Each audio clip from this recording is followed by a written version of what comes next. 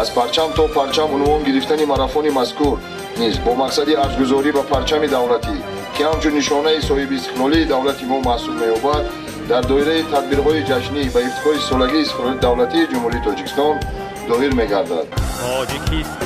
تاجیکستان هر کجای رفتم از آغوش تو، دامنم را من تکیدم ره به ره در هر قدم،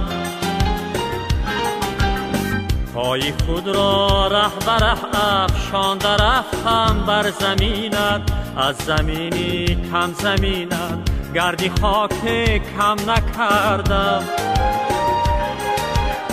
پای خود را ره به ره افشانده رفتم بر زمینت، از زمینی کم زمینت گردی خاک کم نکردم. تاجیکستان میکنم شکری کم و بسیاری تو، میکنم شکران از آزرم و از آزاری تو. از تاجیکستان وطن هستی بس است، با خس و خارت برابر زندگی کردن بس است. از تو من ثروت نمیخواهم، وطن هستی بس است، با خس و خارت برابر زندگی کردن بس است.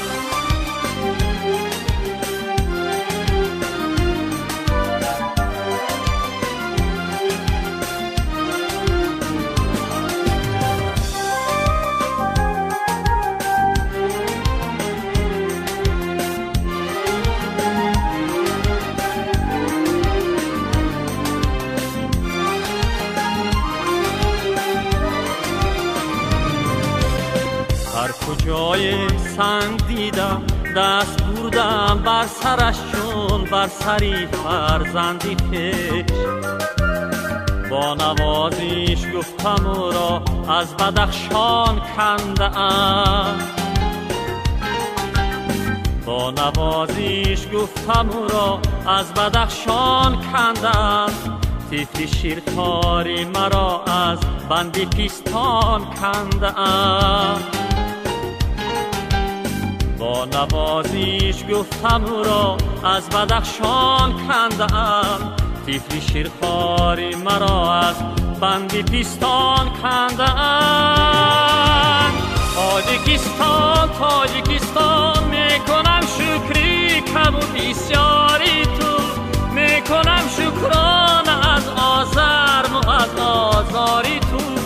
از تو من ثروت نمیخواهم، وطن هستی بس است، با خس و خارت برابر زندگی کردن بس است.